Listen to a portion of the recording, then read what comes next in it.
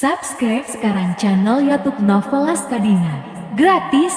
Bab 5551. Segera tibalah saatnya hari ketiga. Jermo datang ke Antiques Street lebih awal, menunggu kabar baik dari Ervin. Saat ini, Jermo merasa gugup dan khawatir. Sesuai dengan perintah Tuhan, dia harus menyerang keluarga An sebelum tengah malam hari ini. Yaitu, sebelum pukul 11 malam. Dan Jermo juga berencana untuk pergi ke Wanliu Villa tepat waktu pukul 7 malam ini. Pada saat itu, dia akan diam-diam mencari tempat tinggal yang aman di Wanliu Villa. Dan tunggu kesempatannya. Begitu waktunya tepat, dia akan langsung menyerang dan membunuh keluarga An. Oleh karena itu, keinginannya yang terbesar hari ini adalah mendapatkan senjata ajaib lainnya dari Ervin sebelum pukul 7 malam. Oleh karena itu, dia tahu bahwa Ervin mungkin tidak akan membuka kiosnya sampai siang atau bahkan sore hari. Tetapi dia tetap datang ke Antiques Street pagi-pagi sekali dan menunggu dengan cemas. Namun Ervin hari ini sama seperti biasanya, dan dia tidak datang terlambat hingga sore hari. Ervin, Jermo tidak peduli dengan sikap pendiamnya. Dan berlari menghampirinya dengan cepat, dan bertanya, "Ervin, bagaimana kabarnya? Apakah kamu sudah berkomunikasi dengan keluargamu? Bisakah mereka mengirimkan barangnya hari ini?" Ervin menggelengkan kepalanya, dan berkata tanpa daya, "Maafkan aku, Tuan, atasan saya mengatakan kepada saya bahwa dia tidak bisa mengantarkan barang hari ini." Saat dia berkata, Ervin melihat ekspresi kecewa Jermo, dan buru-buru menambahkan. Namun, dia mengatakan bahwa dia pergi ke tempat lain pada malam hari untuk membuat barang lagi. Sekarang barangnya sudah banyak, jadi dia berencana menunggu 2 hari untuk mengambil 1 batch. Jika Anda tertarik, tunggu 2 hari lagi. Mungkin aku bisa memberimu 5 atau 8 potong sekaligus. Jermo bertanya dengan heran, "Sejumlah barang lagi? Di mana kamu membuatnya? Barang apa saja?" Ervin menggelengkan kepala dan berkata, "Di mana dia beli barang? Nggak penting juga. Dia akan memberitahuku bahwa aku hanya bertanggung jawab atas distribusi. Tapi jangan khawatir, aku akan mengambilnya untukmu dalam 2 hari." Jermo mendesah menyesal, lalu berkata, "Hei, sejujurnya, Ervin, saya akan pergi ke ibu kota dengan kereta malam ini. Saya sudah memesan tiket pesawat dari sana ke Argentina besok. Dan aku akan meninggalkan Tiongkok besok." Ervin bertanya dengan heran, "Orang tua, mengapa kau pergi terburu-buru?" Wajah Jermo sedikit tidak sedap dipandang, dan dia berkata dengan sedikit menyalahkan, "Kenapa kamu bilang begitu buruk? Apa maksudmu pergi terburu-buru? Aku sudah keluar terlalu lama kali ini. Saya harus kembali, istri dan anak-anak saya sedang menunggu saya." Ervin berseru, "Oh, tak peduli berapa lama waktu yang dibutuhkan. Ini akan memakan waktu 2 hari. Tunggu 2 hari lagi, yang bagus akan datang. Jangan khawatir, aku pasti akan memintanya untuk membawakanmu yang terbaik terlebih dahulu." Jermo menggelengkan kepalanya tanpa daya, "Aku benar-benar tidak sabar kali ini. Kamu telepon dia dan beritahu dia, kalau dia masih mau berbisnis denganku, seseorang bisa mengirimkannya sekarang. Masih ada waktu, dan Anda tidak perlu khawatir tentang uang. Asalkan barangnya bagus, kalau harganya saya naikkan 2 kali lipat pun tidak masalah." Ervin mengangkat bahu dan berkata, "Aku baru saja memberitahunya lewat telepon. Dan saya bahkan mengatakan bahwa jika itu benar-benar tidak nyaman baginya, saya bisa menyetir ke sana untuk mengambilnya, tetapi mereka bilang paling cepat lusa." Seperti yang dikatakannya, Ervin melanjutkan, "Sejujurnya, alasan mengapa orang-orang ini bisa melakukan bisnis ini tanpa ketahuan adalah karena mereka tidak mengutamakan uang, tapi utamakan keselamatan. Itulah sebabnya mereka tidak terbalik selama bertahun-tahun. Jika seseorang dapat mengubah rencana awalnya dengan meminta harga yang tinggi, mereka pasti sudah ditangkap oleh agen sejak lama." Mendengar hal itu, hati Jermo yang merindukan senjata ajaib itu benar-benar mati. Dia mengangguk ringan dengan kekecewaan besar, dan mendesah. Sepertinya tidak ada peluang untuk bekerja sama lagi kali ini. Ervin pun tampak menyesal, "Saya tidak bisa membantu Anda, Tuan.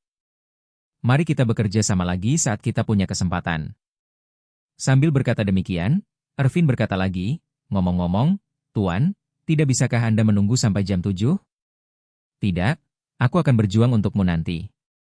Kalau aku bisa mendapatkannya, Aku akan datang ke Hotel Holiday untuk mencarimu. Jermo sudah kehilangan harapan di hatinya. Tapi dia mengangguk lega ketika mendengar kata-kata Ervin dan berkata, "Saya akan tinggal di Holiday Inn sampai jam 7. Oke. Ervin mengangguk berat dan berkata, "Aku akan ke sana segera setelah mendengar beritanya." Alasan mengapa Charlie meminta Ervin untuk memikat dan menguji Jermo dengan sejumlah besar barang lusa adalah untuk merangsang Jermo secara maksimal. Untuk melihat apakah batas waktu malam ini sudah final atau bisa diubah. Jika Jermo masih tidak sabar di depan 5 dan 8 artefak magis, ini membuktikan bahwa waktu ini telah ditetapkan oleh Tuhan, dan tidak ada ruang sama sekali untuk perubahan apapun.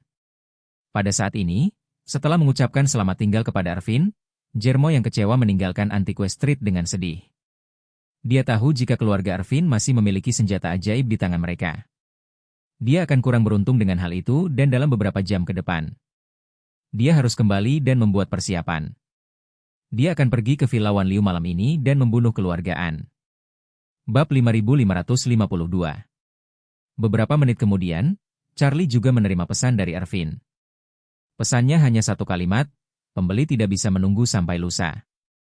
Melihat kata-kata ini, Charlie tahu bahwa sudah pasti Jermo akan mengambil tindakan terhadap kakek neneknya malam ini. Saat ini, pantauan menunjukkan bahwa Jermo baru saja kembali ke hotel.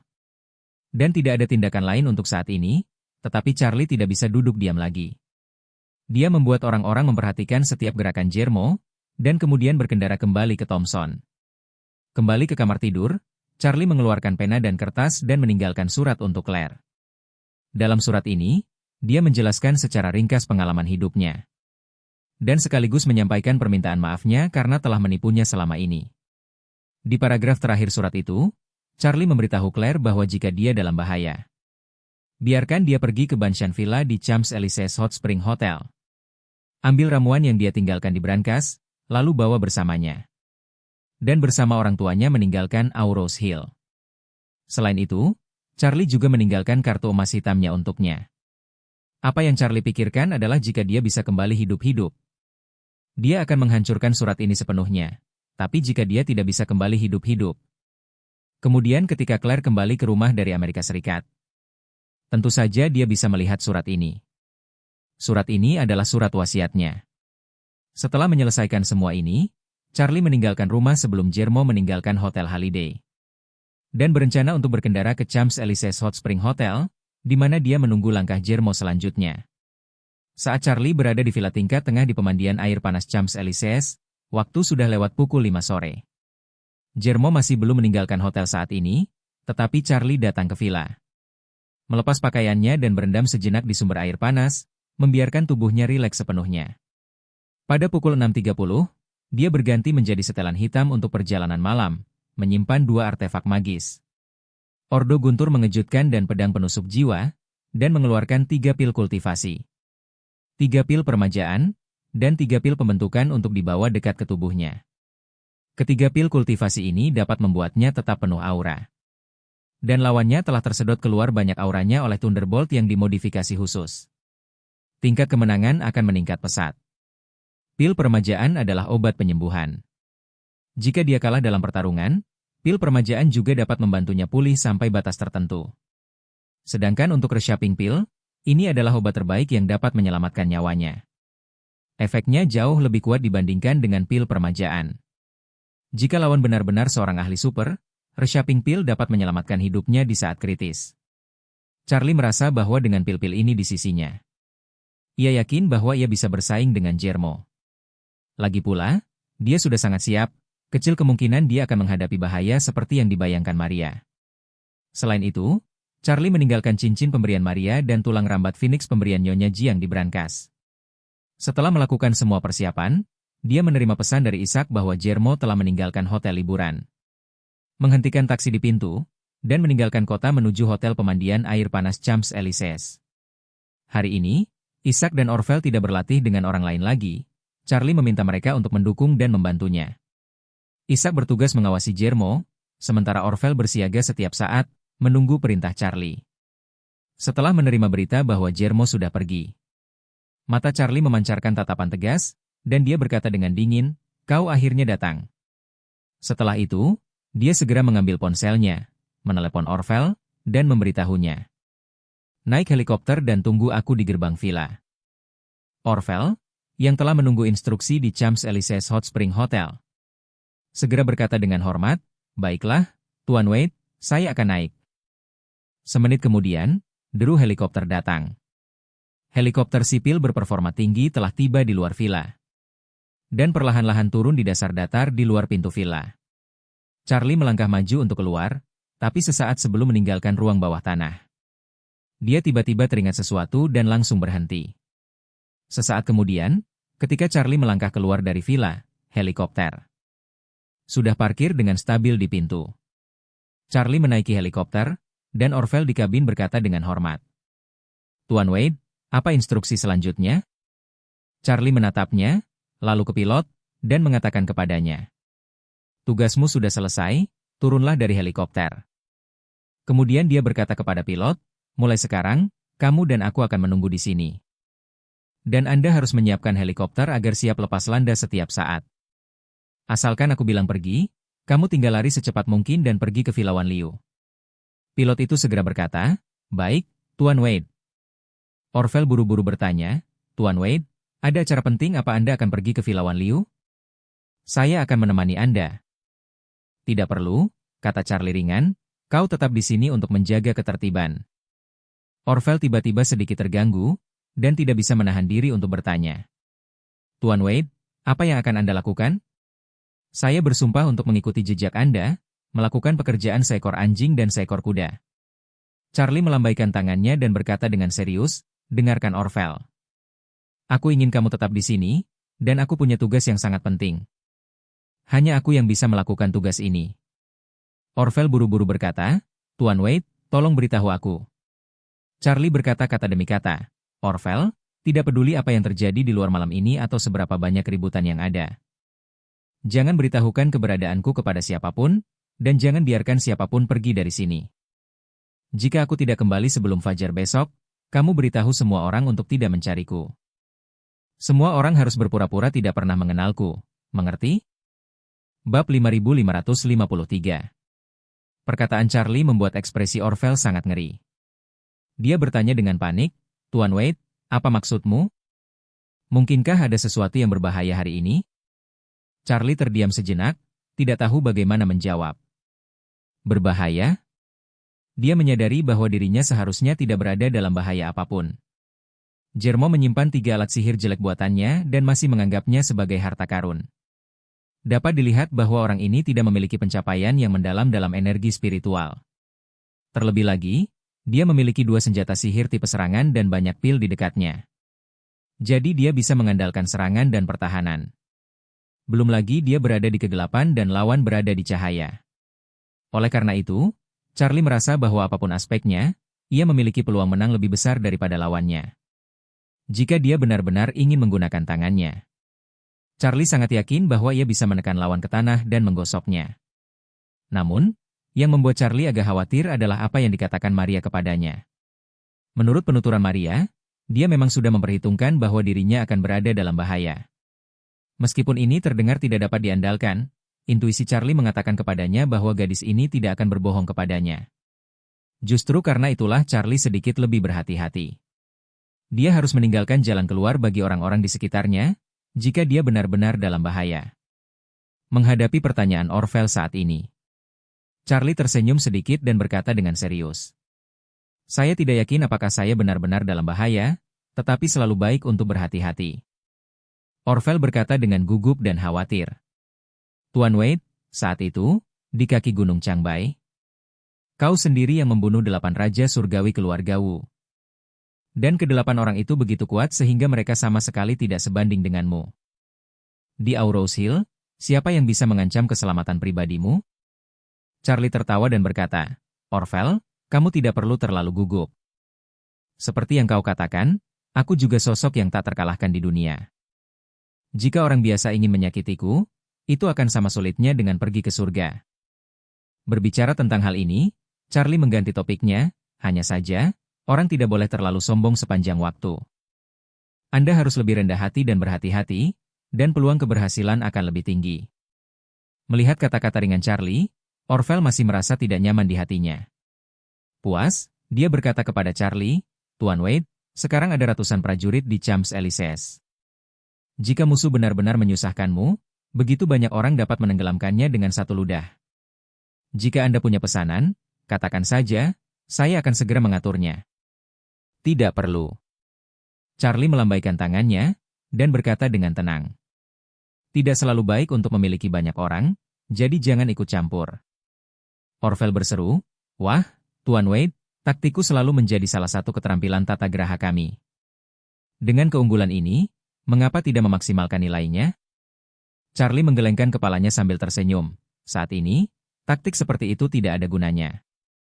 Charlie berpikir dalam hati, sangat jelas bahwa para prajurit tidak memiliki peluang atau kemungkinan saat menghadapi pendeta yang ahli dalam aura. Kekuatan keduanya sangat berbeda. Jadi bagaimana kalau ada ratusan prajurit? Bahkan mendekati tubuh lawan pun tidak bisa. Karena kecepatan gerak atau kecepatan serangan lawan bahkan lebih cepat dari kemampuan reaksinya. Dalam kasus ini, semakin banyak prajuritnya, maka akan semakin tidak efektif. Dan itu malah mungkin membuat suasana menjadi lebih kacau dan memberikan kemudahan lebih besar bagi lawan.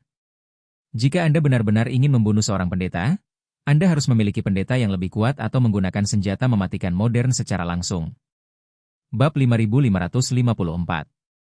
Sama seperti jaringan senjata pertahanan jarak dekat yang saling bersilangan. Ini sangat kuat, laju tembakannya sangat cepat. Dan kecepatan lontaran meriam lebih cepat dari kecepatan suara.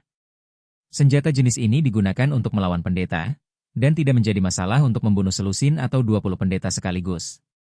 Seketika Charlie berkata pada Orvel, "Orvel, kamu tidak perlu mengungkapkan pendapatmu tentang masalah ini. Semuanya tunduk pada perintahku." Melihat desakan Charlie, Orvel tahu bahwa dia pasti tidak akan mampu mencapai apa yang dikatakannya. Dalam keputusasaannya, dia hanya bisa mengangguk dan berkata, "Baiklah, Tuan Wade, saya mengerti." Pada saat ini, Charlie mengeluarkan ponselnya dan menelepon Duncan. Pada saat yang sama, Duncan sedang makan malam bersama keluarga Anne di Wanliu Villa beberapa kilometer jauhnya.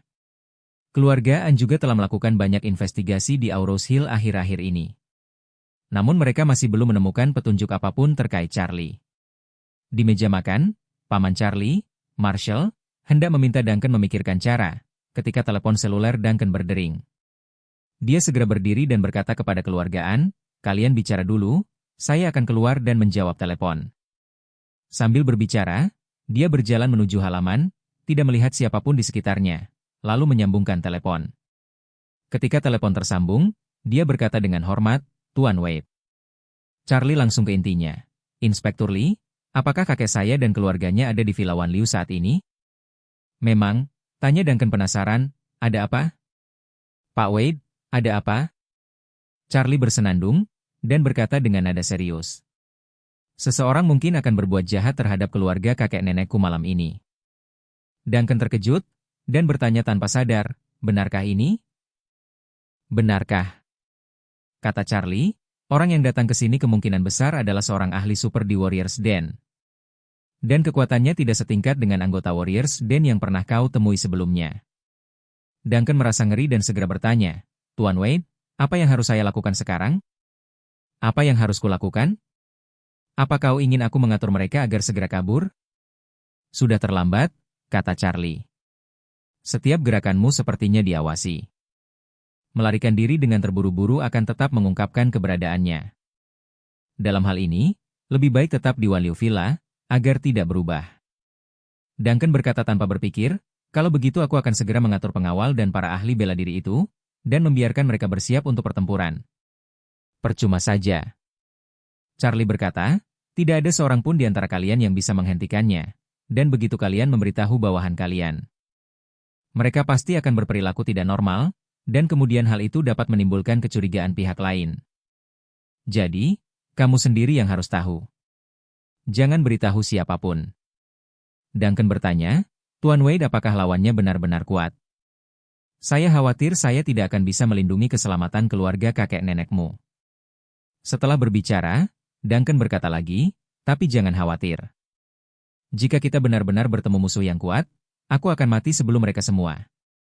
Charlie berkata, "Jangan melawannya dengan putus asa. saat dia menyerangmu. Tentu saja saya tidak akan tinggal diam. Duncan bertanya, Tuan Wade, di mana Anda sekarang? Charlie berkata dengan ringan, aku sangat dekat denganmu. Dan aku bisa sampai di sana dalam beberapa menit. Duncan akhirnya menghela napas lega. Dengan Tuan Wade di sini, saya merasa lega. Begitu aku bergerak, aku akan datang untuk mendukungmu dalam waktu sesingkat mungkin. Tapi jika dia ingin menyakitimu, atau kakek nenekku, dan aku tidak bisa melakukannya sekarang. Jangan impulsif. Katakan saja padanya saat kamu dalam kesulitan. Selama kamu mengucapkan kalimat ini, kamu pasti akan membiarkan pihak lain memasang jebakan dan memberimu lebih banyak waktu. Duncan segera bertanya kepadanya, Tuan Wade, apa yang harus saya katakan padanya? Charlie segera memberitahu Duncan kalimat itu, dan kemudian memberitahunya. Jika dia masuk, jangan panik, ingat apa yang kukatakan. Dan kamu pasti akan menyelamatkan hidupmu untuk saat ini. Duncan berkata dengan tegas, baiklah, Tuan Wade, saya akan mencatatnya. Bab 5555. Pukul 9 malam, Wan Liu Villa. Saat ini, keluarga An baru saja makan malam. Dan mereka memanggil Duncan untuk menganalisis petunjuk yang dikumpulkan beberapa hari. Terakhir di ruang tamu. Orang tua Nicholas telah tinggal di villa itu selama beberapa hari terakhir. Kondisi fisiknya sudah jauh lebih baik. Bukan saja ingatannya tidak lagi menurun, tetapi ia perlahan-lahan telah memulihkan bagian-bagian yang terlupakan. Yang lebih penting lagi, setelah pulih secara bertahap dari penyakit tersebut, logika berpikir seluruh orang telah meningkat pesat. Dan sikap dan momentum dalam menyusun strategi dan membimbing keluarga telah diperoleh kembali. Pada pertemuan keluarga ini, Marshall pertama kali memperkenalkan kemajuan kerjasamanya dengan Song Group. Marshall berkata, kerja sama kami dengan keluarga Song kini telah resmi memasuki proses negosiasi. Mulai hari ini, tim hukum kedua belah pihak akan bernegosiasi mengenai detail kerja sama tersebut. Utamanya untuk menyelesaikan persyaratan kerja sama yang spesifik. Kami datang ke sini dengan 12 poin ketulusan, sehingga suasana negosiasi sangat harmonis. Tidak ada detail yang perlu dibahas bolak-balik. Asalkan persyaratannya sudah dipastikan dan kontraknya sudah ditandatangani, kerja sama bisa segera dimulai. Orang tua itu mengangguk ringan dan berkata, dilihat dari situasi saat ini, Song Group sangat penting bagi penyelesaian kita. Karena sang dermawan meninggalkan petunjuk grup lagu atas inisiatifnya sendiri.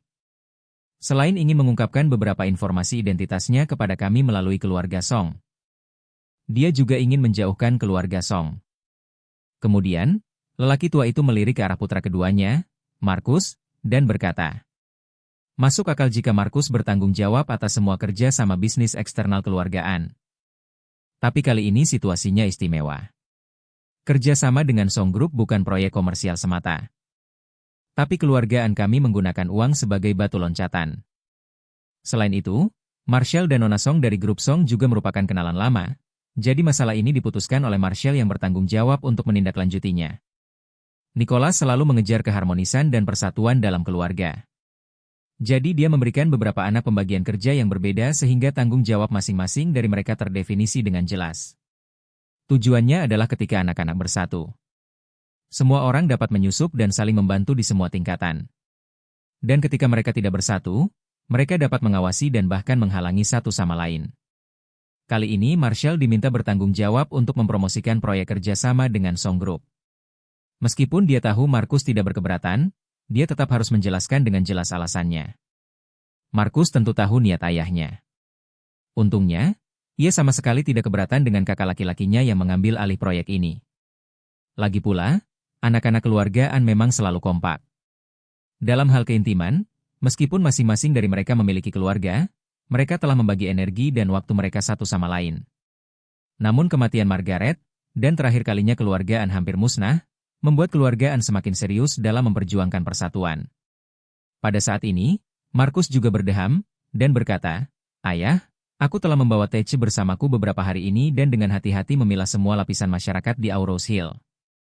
Terutama Dinas Perhubungan Umum, Dinas Kesejahteraan Sosial, dan Dinas Catatan Rumah Tangga. Namun sejauh ini belum ditemukan informasi terkait Charlie. Orang tua itu mendesah pelan, dan dia sudah menduga hasil ini. Wanita tuaan di samping mengucapkan kata-kata penghiburan saat ini. Markus, Jangan berkecil hati, Charlie sudah hilang selama 20 tahun. Tidak mungkin bagi kami untuk menemukannya hanya dalam beberapa hari. Sudah kubilang sebelum aku datang mencari Charlie, masalah ini mungkin memakan waktu 20 tahun lagi.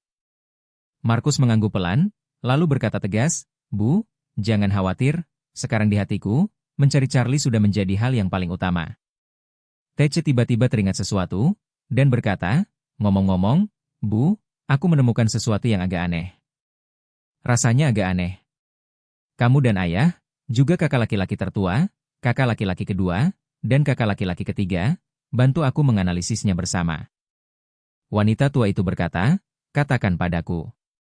Tece berkata, saya menyelidiki beberapa situasi di panti asuhan Aurous Hill hari ini, dan ingin mencari tahu apakah ada informasi tentang Charlie di antara anak-anak yatim piatu yang telah mereka selamatkan selama bertahun-tahun. Saat ini, arsip panti asuhan tidak dapat menemukan informasi apapun terkait Charlie. Anehnya, panti asuhan Aurous Hill mengalami perubahan besar tahun lalu, mulai dari kepala panti asuhan, staf di bawahnya, hingga koki yang memasak untuk anak-anak yatim. Saya kira hal ini agak aneh, tidak jarang lembaga kesejahteraan seperti ini mengalami pergantian personel. Tapi agak tidak masuk akal untuk mengubah semuanya sekaligus, bagaimana menurutmu? Orang tua Nicholas mengerutkan dahinya dan berkata, di rumah kesejahteraan. Termasuk manajemen dan sisi eksekutif di bawah. Pasti ada lebih dari selusin atau bahkan 20 orang. Sekalipun seluruh manajemen diganti, sisi eksekutif di bawahnya tidak seharusnya diganti, kan? Lagi pula, panti asuhan itu sendiri masih perlu beroperasi, jadi jelas tidak masuk akal untuk melakukannya. Tece mengangguk dan berkata, aku juga berpikir begitu, perubahan darah sebesar ini jelas bertentangan dengan akal sehat. Jadi saya selalu merasa bahwa kelompok orang sebelumnya pasti karena sesuatu yang istimewa, alasan yang istimewa, mereka mengundurkan diri secara kolektif. Saat ini, Duncan yang tadinya linglung karena gugup, tiba-tiba menjadi bersemangat. Menepuk pahanya karena terkejut dan berkata, petunjuk yang kamu sebutkan terlalu penting. Orang tua itu tersenyum dan bertanya, Duncan, berikan aku analisis yang lebih rinci. Duncan menatap mata lelaki tua itu dengan penuh harap dan tiba-tiba merasa gelisah dan ragu-ragu. Dia tak dapat menahan diri untuk berpikir, Tuan Wade mengatakan bahwa keluargaan mungkin dalam bahaya hari ini. Jika memang benar-benar berbahaya, saya yakin Tuan Wade tidak akan tinggal diam. Mari kita bertemu. Tapi, jika keadaan berubah malam ini, atau jika Tuan Wade tidak menunjukkan wajah aslinya malam ini, lalu keluargaan harus menunggu tanpa batas waktu jika ingin mengakuinya? Seketika, ia berpikir lagi, Tece jelas telah memahami inti permasalahan kali ini, tapi dia tidak akan memahami hubungan ini untuk sementara waktu. Jika aku mengikuti petunjuknya untuk mengingatkannya, maka bahkan jika Tuan Wei tidak muncul malam ini, atau terus tutupi identitasnya, ikuti petunjuk panti asuhan, mungkin akan lebih mudah menemukannya. Dan saya hanya menambahkan beberapa kata tentang sudut pandang Tece. Tuan Wade seharusnya tidak menyalahkan saya, kan?